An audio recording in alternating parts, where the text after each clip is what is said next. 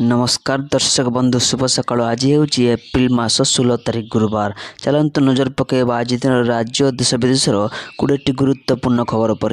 ता पूर्व जदि आप चैनल नुआ कर अच्छा तेरे भिडियोटी को गोटे लाइक और शेयर करने सह चैनल को सब्सक्राइब कर आप क्यों जिल्लार भिडियो देखुंत जनातु। आज प्रथम खबर प्रकाश पाइला सीबीएसई दशम बोर्ड परीक्षा फल।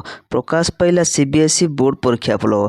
छात्र छात्री माने सीबीएसई ऑफिशियल वेबसाइट रु निजर परीक्षा फल पाई परिबे। cbse.gov.in और उमंग रिजल्ट उपलब्ध। सूचना अनुसार चलित वर्ष सीबीएसई दशम श्रेणी बोर्ड परीक्षा फेब्रुआरी 17 रु मार्च 11 पर्यंत चलीथिला, जो प्राय 25 लाख छात्र छात्री परीक्षा देते। सीबीएसई ऑफिशियल वेबसाइट व्यतीत डिजी लॉकर माध्यम छात्र छात्री माने सबुठु शीघ्र से फलाफल देखा सह डिजिटल मार्कशीट तुरंत डाउनलोड करें। परवर्ती खबर श्रीमंदिर चारिद्वार लगाजिव बैगेज स्कैनर मेसीन। श्रीमंदिर सुरक्षा व्यवस्था को किभली कड़ाकड़ी से श्रीमंदिर सुरक्षा सब कमिटी बैठक अनुष्ठित हो जाएगी। पुरी एसपी प्रतीक सिंह कहवा अनुसार आगामी दिन में किभली श्रीमंदिर सुरक्षा व्यवस्था को अत्याधुनिक टेक्नोलोजी साहाय्य व्यवस्थित से आलोचना बैठक होईची। परवर्ती खबर मुख्यमंत्री को चिठी लिखिले नवीन। 48 घंटे डका विधानसभा स्वतंत्र अधिवेशन।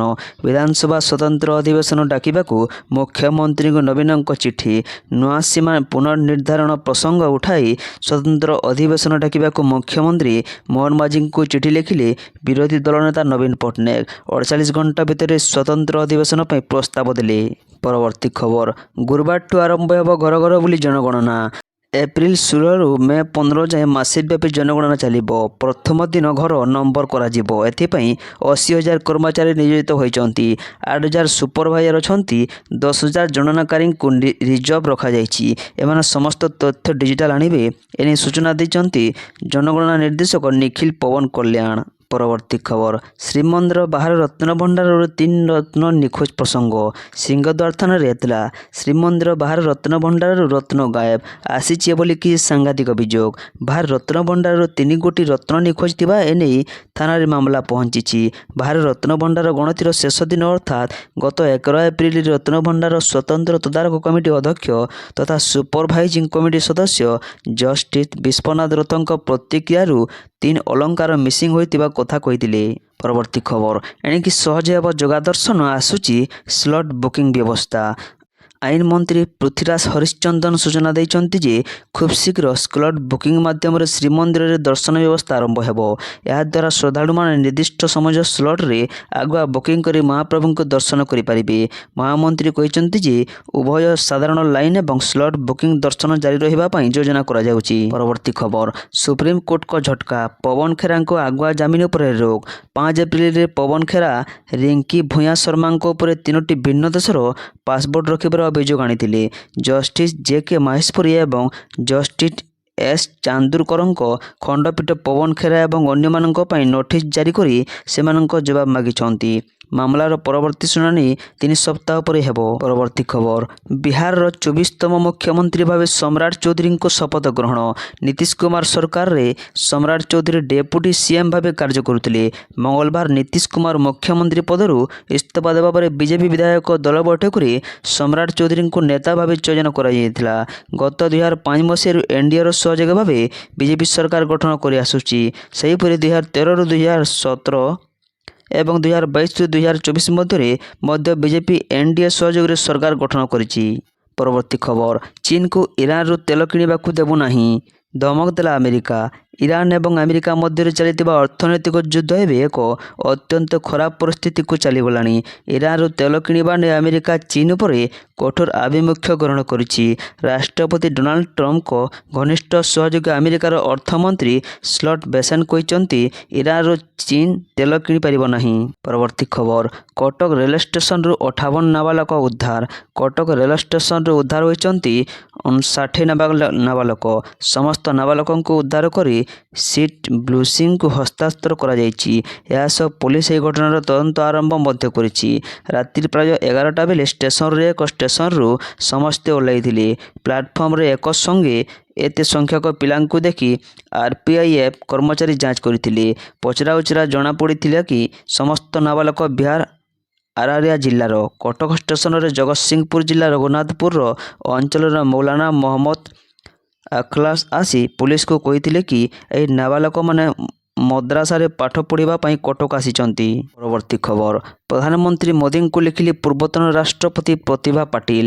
ମହିଳା ସଂରକ୍ଷଣ ବିଲ୍କୁ କହିଲେ ଏକ ନିର୍ଣ୍ଣାୟକ ପଦକ୍ଷେପ। ଭାରତର ପ୍ରଥମ ମହିଳା ରାଷ୍ଟ୍ରପତି ଏବଂ ବରିଷ୍ଠ କଂଗ୍ରେସ ନେତ୍ରୀ ପ୍ରତିଭା ଦେବୀ ସିଂ ପାଟିଲ ପ୍ରଧାନମନ୍ତ୍ରୀ ନରେନ୍ଦ୍ର ମୋଦିଙ୍କୁ ଏକ ଚିଠି ଲେଖିଛନ୍ତି। ଲୋକସଭା ଏବଂ ରାଜ୍ୟ ବିଧାନସଭାଗୁଡ଼ିକରେ ମହିଳାଙ୍କ ପାଇଁ 33% ସଂରକ୍ଷଣକୁ ତ୍ୱରାନ୍ୱିତ କରିବା ପାଇଁ ସରକାରଙ୍କ ପ୍ରୟାସକୁ ପ୍ରଶଂସା କରିଛନ୍ତି। ପରବର୍ତ୍ତୀ ଖବର, ଏହି ଭୁଲ ପାଇଁ ଫାସ୍ଟ୍ୟାଗରୁ କଟିବ 4 ଗୁଣା ଟଙ୍କା। ଜାତୀୟ ରାଜପଥରେ ଯାତ୍ରା କରୁଥିବା ଗାଡ଼ି ମାଲିକ ଏବଂ ଚାଳକଙ୍କ ପାଇଁ ଏକ ବଡ଼ ଖବର। ଓଭରଲୋଡିଂ ସମସ୍ୟାକୁ ରୋକିବା ପାଇଁ କେନ୍ଦ୍ର ସରକାର ଏବେ ଆଣିଛନ୍ତି କଡ଼ା ନିୟମ। 15 ଏପ୍ରିଲରୁ ସାରା ଦେଶରେ ଲାଗୁ ହୋଇଛି ନୂଆ ଜରିମାନା ବ୍ୟବସ୍ଥା। ଆସନ୍ତୁ ଜାଣିବା କ'ଣ ରହିଛି ଏହି ନୂଆ ଗାଇଡଲାଇନ୍। ଜାତୀୟ ରାଜପଥଗୁଡ଼ିକର ସୁରକ୍ଷା ଏବଂ ସଡ଼କ ଦୁର୍ଘଟଣା ହ୍ରାସ କରିବା ପାଇଁ ସରକାର ଏକ ବଡ଼ ନିଷ୍ପତ୍ତି ନେଇଛନ୍ତି। ପରବର୍ତ୍ତୀ ଖବର, ଆପ ରାଜ୍ୟସଭା ସାଂସଦ ଅଶୋକ ମିତ୍ତଲଙ୍କ ଘରେ ଇଡି ଚଢ଼ାଉ କରିଛି। ଅଶୋକ ମିତ୍ତଲ ସମ୍ପତ୍ତି ଚର୍ଚ୍ଚାରେ ଆସିଥିଲେ ଯେତେବେଳେ ଦଳ ତାଙ୍କୁ ରାଘବ ଚଡ୍ଡାଙ୍କ ସ୍ଥାନରେ ରାଜ୍ୟସଭାରେ ଉପନେତା ଭାବରେ ନିଯୁକ୍ତି କରିଥିଲା। ଆଜି ସକାଳେ ପ୍ରବର୍ତ୍ତନ ନିର୍ଦ୍ଦେଶାଳୟ ଇଡି ଆମ୍ ଆଦମୀ ପାର୍ଟି ଏପ୍ସର ରାଜ୍ୟସଭା ସାଂସଦ ଅଶୋକ ମିତ୍ତଲଙ୍କ ଘରେ ଚଢ଼ାଉ କରିଛି। ପରବର୍ତ୍ତୀ ଖବର, OUSSSC ପାଇଁ 72ଟି ନୂତନ ପଦବୀ ସୃଷ୍ଟି କରିବାକୁ ସରକାରଙ୍କ ଅନୁମୋଦନ। ଏଥିରେ ସଚିବ, ଅତିରିକ୍ତ ସଚିବ, ଯୁଗ୍ମ ସଚିବ, ଉପସଚିବ, ଅନୁସଚିବ ଅନ୍ତର୍ଭୁକ୍ତ।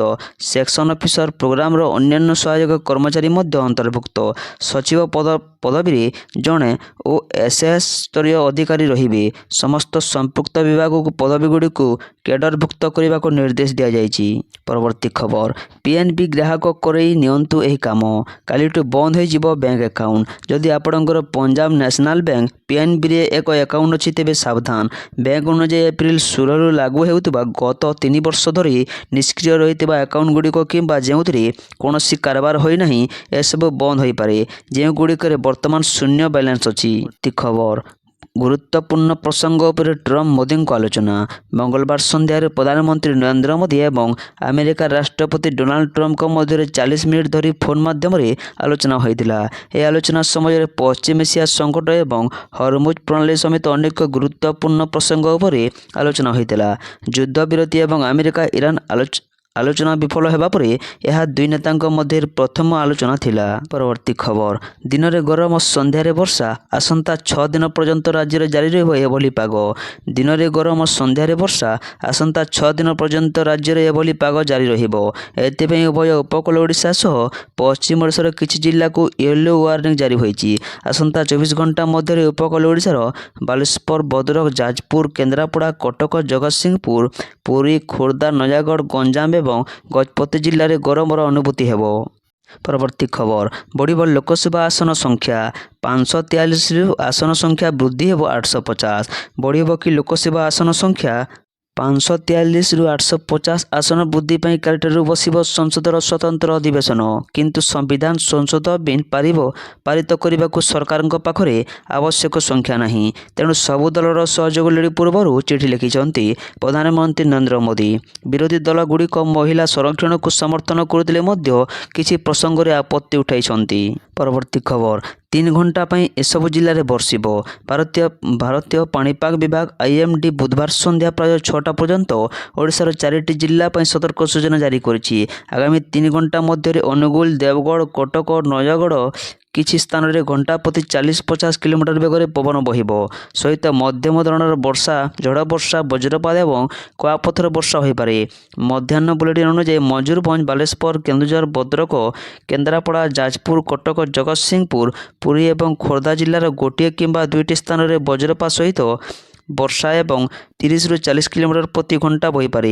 ସେହିପରି ବାଲେଶ୍ୱର, ଭଦ୍ରକ, ଯାଜପୁର, କେନ୍ଦ୍ରାପଡ଼ା, କଟକ, ଜଗତସିଂହପୁର, ପୁରୀ, ଖୋର୍ଦ୍ଧା, ନୟାଗଡ଼, ଗଞ୍ଜାମ ଏବଂ ଗଜପତିର କିଛି ସ୍ଥାନରେ ପ୍ରବଳ ଗରମ ଅନୁଭୂତି ହେବ ବୋଲି ବିଭାଗ ଆକଳନ କରିଛି। ପରବର୍ତ୍ତୀ ଖବର, ସମସ୍ତ ସହରରେ ଲାଗୁ ହେବ ପାର୍କିଂ ପଲିସି। ସହରଗୁଡ଼ିକରେ ଯାନବାହନ ଚଳାଚଳ ବୃଦ୍ଧି ପାଉଥିବାରୁ ଆସୁଛି ଏହି ନିୟମ। 2017ରୁ 18 ମସିହା ସୁଦ୍ଧା ରାଜ୍ୟରେ 91.3 ଲକ୍ଷ ଯାନବାହନ ଥିଲା, ଯାହା 2023ରେ 2023 ଓ 24ରେ ବୃଦ୍ଧି ପାଇ 1.5 କୋଟିରୁ ଅଧିକ ହୋଇଗଲାଣି। ଫଳରେ ଯାତାୟାତ ଏବଂ ପାର୍କିଂରେ ଘୋର ଅସୁବିଧା ସୃଷ୍ଟି କରୁଛି।